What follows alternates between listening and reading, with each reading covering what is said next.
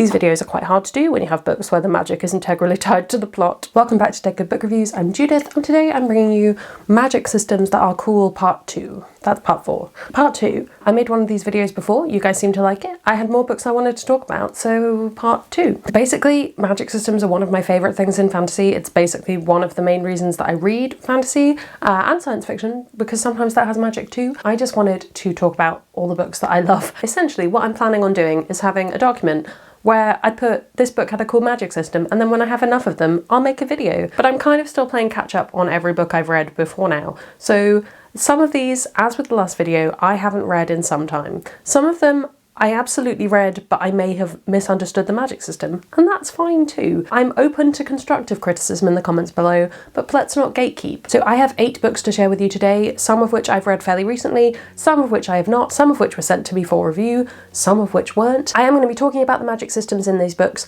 I don't think I'm going to spoil anything, and if a magic system happens to be a spoiler or an element of it is, then I will either not talk about that or put a spoiler skip in the description below. But if you don't want to hear anything at all about some of these books, they will all be listed in the description below, so you can look ahead and see what I'm going to be talking about. Disclaimers over, let's go. This first one, I don't actually own the first book in the series, but this was suggested when I asked for suggestions for this video series, and I realised I had read it, but not for a while. This is the Spellslinger series by Sebastian de Castell. I have the 4th one and the 6th one? No, this 3rd one?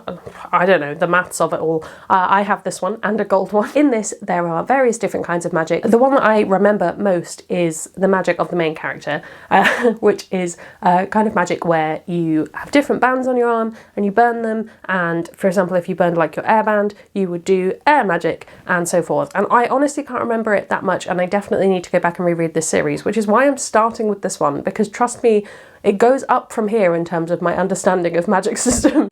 Sure, Jan. But essentially this is another one of those series that combines multiple different kinds of magic. There is some really cool stuff done with coins, stuff done with cards. This series also does some interesting stuff with acknowledging that magic, while helpful, is not the answer to all of your problems, and you can do some cool stuff with other non-magical things as well. I really recommend this series. The magic is cool, but the way that it interacts with non-magic is also very good. Again, as I say, it gets better from there. I know the magic system of the other books fractionally better, so stick around. Next, I wanted to talk about the Tangled Glands. This is a collection of short stories that are all interconnected. I think they are linear as well in time. This is set in a world where magic has been used and abused, and every time someone uses magic, it creates this bramble that rears up and sort of strangles everything, ruins the land, all of the above. People using magic, bad thing, banned in the world. Some people are still using it, and sometimes it is being used by very wealthy people with no consequences, where people who just want to keep their families alive. It's an interesting book about the privilege of the elite, and I really like that. But what I like about this book is A, it's beautifully written, absolutely stunning, but also it really looks at the consequences of magic as such a physical manifestation. And normally in books where magic has a consequence, it is to the individual, to the magic user, or to somebody that they are siphoning that energy off of. And in this one, it's really interesting to look at a collective consequence, and in terms of like management of resources, I just think it's really poignant. There's a lot of things you can draw from this book, and it's really good and nobody talks about it, and I really recommend it. It's great. Next is another book that I don't own a hard copy of the first one, so you'll have to look at my copy of The Dragon Republic, but it is representing the Poppy War series by R.F. Kuang.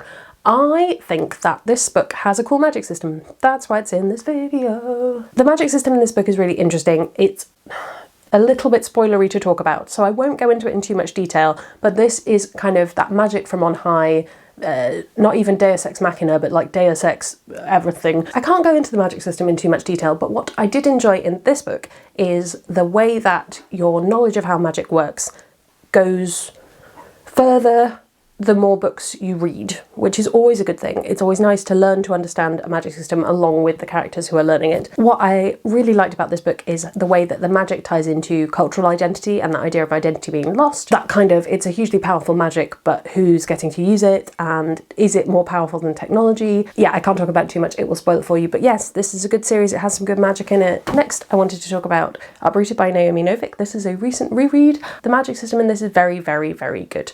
Mainly because you get to experience it through the main character's eyes. Again, it's a magic system that has rigid rules that can also be experimented with, which is one of my favourite magic systems of all time. Anything where you can play with it a bit, I enjoy. Again, a little bit spoilery to talk about it, so I don't want to get hugely into it, but the way that the main character, Agnieszka, interacts with magic is very well done. I like the contrast between her kind of magic and other ways that magic works in this book. I'm trying not to spoil it for you. What I will say, because I don't think it is a spoiler, is that in this world, magic is tied to words, which is not uncommon. You know, magic spells is a thing. Again, it would spoil it if I went too much into it, but the way that the flexibility in that works, I think is very cool.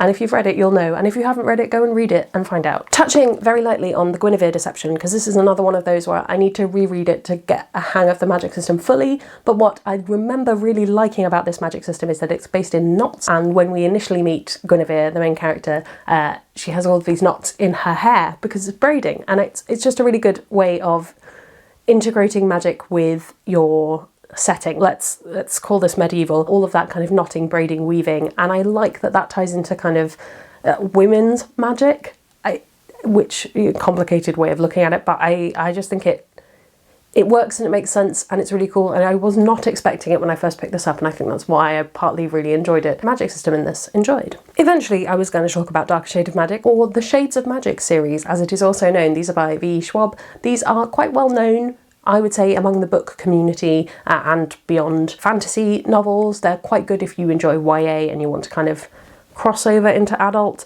Not everyone loves V. Schwab's writing, but I personally find it very enjoyable and I like these books. There are different kinds of magic. It's kind of elemental magic and then also blood magic, which is a bit tropey, but I'm not that bothered by it. Like, I'm kind of here for a tropey magic system. And again, what I like about this is that you have a point of view character who knows magic, knows what's going on, knows what it's talking about, gets on with life. And then we also have a character that has the same level of knowledge of magic as you as a reader. So you get to watch that character learn what magic is and see what it is. So you get both perspectives of, I know what this is and therefore I can do whatever I want, and you just get to see me do cool magic. And then you also have, I need to learn how this works. And I think it's a great way of introducing magic to the reader in your book. The last two books on this list are recent reads, and I just added them to my list because I wanted to talk about them. I have The Once Infusion Witches by Alex E. Harrow. My review for this has just gone up, or maybe it will be going up when I'm filming this. It'll be up by the time you're watching this video anyway. This has a very cool magic system in that it's kind of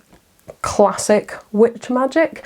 We have some words to be said, some ingredients you have to gather. Some of them are fairly odd, like, you know, a pricked finger at midnight or whatever. They have an effect. It's a nice magic system. It's easy to understand in that you don't really need to know about what, like, energy transference and all of this stuff where it's kind of science but it's also magic. You don't need any of that, it just sort of works. But also this whole story tackles the idea of how you pass things down, especially if it's sort of forbidden knowledge or knowledge that not everyone needs. It really talks about oral history and all about how you might hide magic from people who are trying to find it and sharing useful information. What I really liked about that is that's how a lot of the history that some people at various points in time decided wasn't important. That's why we still have some of that, you know, folklore and fable and household artifacts that have survived, you know, all of that stuff is so important, but some people didn't think it was, but we still have it because of oral history, and yes, I enjoyed it greatly. Yay, magic. The last book I wanted to talk about, I don't own a copy of yet, but it's Phoenix Extravagant by Yoon Ha Lee. I've talked about this, again, there's a video linked on this channel where I talk about it in more detail, but I wanted to just touch on the magic. It is a bit spoilery to talk about it in too much detail, but what I will say is I really liked how the way that magic can be done and the way that magic is used to bring these automata of the occupying military to life. It ties in with the history of the Japanese rule of Korea in a really interesting way, in a way that's very heartbreaking but also very real. And if you are an archaeologist or an archaeology person or a history person or just a person who cares about cultural identity in things, you will find it probably quite emotional, which I definitely did. It's so good and so well worth reading. And then you get all of the extra magic alongside that. that comes from that, which is very cool, and I'm trying very hard not to spoil it for you. These videos are quite hard to do when you have books where the magic is integrally tied to the plot. That's my 8 books. If you want to know more about the plot of these books, as I say, they will all be linked in the description below, and where I have done a review of them, I will put that link somewhere as well. You will basically have access to that because I don't want to get into the plot of them in these videos. I just want to talk about the magic. It's magic, you know, never believe it's not so. I hope you enjoyed this. If you have any more recommendations of books with cool magic systems that I should get to reading, do drop them in the comments below. Also, let me know if you've read any of these. How badly did I talk about the magic in the Spellslinger series? Was it 100%? I think it was 100%. While you're there, you can subscribe. It makes me feel loved and appreciated. You can follow me on all of my social media. That's all linked below. And I will see you in the next one.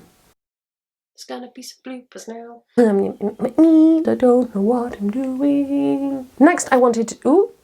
and normally you look at the consequences. So, wow. I don't know what I'm doing. I don't know what I'm talking about. Why am I a booktuber? Or a point of view perspective. Point of view perspective? The last 2 books on this list are... I've definitely shifted this camera a lot and edited it into something that makes sense.